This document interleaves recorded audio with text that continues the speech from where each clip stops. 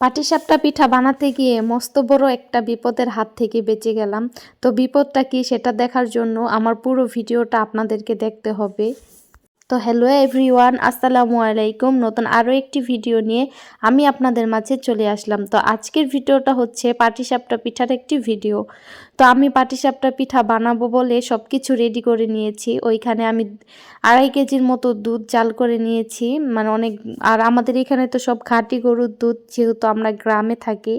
তো এখানে আমাদের নিজেদের মানে চেনা জানা মানুষের থেকেই দুধ নিয়েছি, আর দুধগুলো অনেক বেশি ভালো ছিল। অল্প জাল করাতেই অনেক বেশি সর পড়ে গেছে, আর দুধ অনেক ঘনও ছিল। তো আমি 2.5 কেজির মতো দুধ নিয়েছি ক্ষীর বানানোর জন্য। অনেক দেশে, মানে অনেক দেশ বলতে মানে অনেক জেলায় আছে যে পাটিসাপটা পিঠা বানায় ভিতরে কোনো ক্ষীর দেয় না, মানে ওই চালের গুঁড়াটা দিয়ে ওটা তাওয়ার মধ্যে গোল রুটির মতো বানায়, তারপর হচ্ছে ওইটাকেই উল্টায় ফেলে, মানে এভাবে ভাঁজ করে ফেলে আর কি। তো এই কথাটা আমরা কিভাবে জানলাম, আমাদের এইখানে মসজিদে একজন হুজুর আসছিল। তো ওনার বউ আসছিল ওনার সাথে।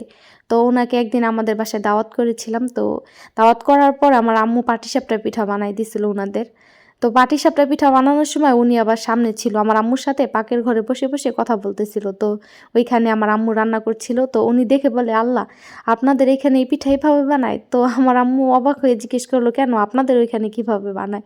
তো উনি বলল যে আমাদের এখানে এই যে মাঝখানে আপনারা এই ক্ষীরটা দেন না, ওইটা তো দেয় না, মানে আমরা জানিও না যে এইভাবে ক্ষীর দিয়ে বানানো যায়। আমরা শুধু হচ্ছে ওই গোলাটাই, মানে চালের গুঁড়া, তারপর হচ্ছে চিনি, মানে চিনি দেখ বা মিঠাই দেখ একটু হালকা একটু লবণ দিয়ে, তো ওইটাকে রুটির মতো বানায়, তারপর হচ্ছে ওইভাবে মানে ভাজ ভাজ করে ওইটাকে বটে ফেলে।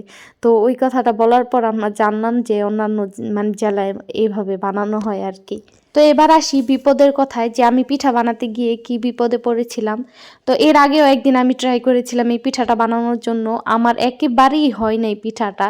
মানে আমি বানাতে গিয়ে একদম সব কিছু, মানে 3-4টা মানে ফ্রাই প্যান, তারপর হচ্ছে কড়াইয়ের মধ্যে আমি এটা ট্রাই করেছি, কোনোটার মধ্যে একদম উঠতেছিলই না, একবারে লেগে যাচ্ছিল দেওয়ার সাথে সাথে, মানে একদম কড়াইয়ের সাথে লেগে যাচ্ছিল। অনেক চেষ্টা করেছি, 3-4 বার করে এইভাবে চালের গুঁড়া গুলাইছি। ভাবছি যে আমাদের এখানে মানে আমরা মানে 2 ধরনের চাল আর কি গুঁড়া করে এনেছিলাম, একটা হচ্ছে সিদ্ধ চাল আর একটা হচ্ছে আতপ চাল। তো আমি মনে করেছিলাম যে হয়তো বা আতপ চাল পড়ে গেছে, এই জন্য এভাবে লেগে যাচ্ছে। তো আবার অন্য চালের গুঁড়া থেকে তারপর হচ্ছে চাল নিয়ে তারপর আবার হচ্ছে গোলাইছিলাম। তারপরও দেখি এই অবস্থা। তারপরে ভাবলাম কি, আমাদের গত বছর মানে এই শীতের আগের শীতে রাজশাহী থেকে মিঠাই এনেছিল। তো ওই মিঠাইগুলো না এভাবে আমরা রেখে দিয়েছিলাম। তো ফ্রিজে আর রাখিনি, আমরা জানতাম না যে এই মিঠাইগুলো ফ্রিজে রাখতে হয়। তো ওই মিঠাইগুলো এভাবে রাখার কারণে না গলে গিয়েছিল কেমন জানি। এই যে দেখেন এইখানে আমি গোলাচ্ছি, এই যে এরকম হয়ে গেছিলো মিঠাইগুলো।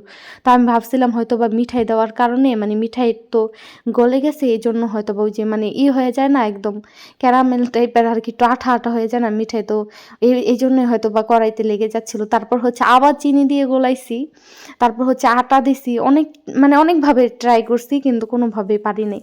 তো ওই একটা 3 বার গোলানোর পরে লাস্টের যেই মানে চালের গুঁড়াটা গোলাইছিলাম ওইটা কিছুটা রয়ে গেছিলো।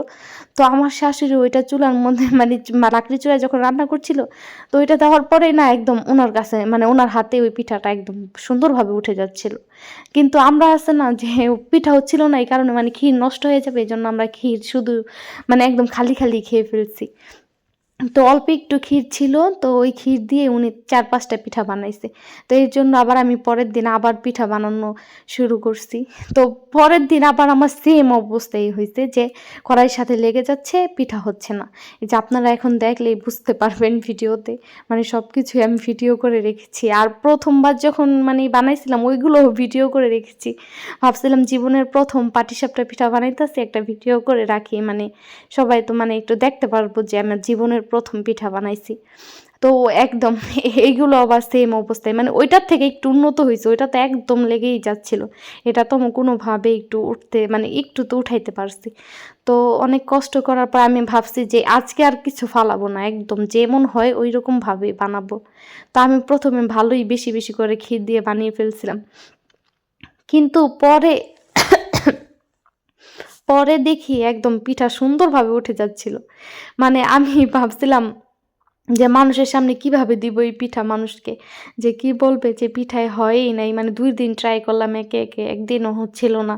তো অনেক কি করার পরে তারপর হচ্ছে লাস্টে আমার কয়টা পিঠা অনেক সুন্দর হয়েছে, ওইগুলো তো আপনারা ভিডিওর প্রথমেই দেখতে পারছেন, এখন আবার দেখতে পারবেন, সমস্যা নেই, আবার শেষও দেখাবো আপনাদেরকে আমি। একটা জিনিস না যদি অনেক আশা করে বানাতে যাই, তারপর হচ্ছে যদি ওই জিনিসটা একেবারেই না হয়, তখন অনেক বেশি খারাপ লাগে, মানে মন ভেঙে যায়, মানে নতুন কিছু যে মানে ট্রাই করব ওই রকমের মানে ওই রকম মন মানসিকতা থাকে না, মানে মনটা অনেক মানে অন্যরকম হয়ে যায় আমার না। প্রথম দিন আমি অনেক আশা নিয়ে মানে পিঠা বানানো শুরু করছিলাম, কিন্তু মানে এরকম হওয়ার কারণে আমার অনেক খারাপ লাগছে, আমি ভাবছি যে মানে যেটা না পারি ওটা আর কখনো ট্রাই করব না। তো দ্বিতীয় দিন আবার মানে করে ট্রাই করার পর যখন হয়েছে, সত্যি আমার অনেক বেশি ভালো লাগছে। কিন্তু এই জিনিসটা আসলে অনেক একটা কষ্টের বিষয়, যে প্রথম ট্রাই করার পরে না হইলে খারাপ লাগে অনেক।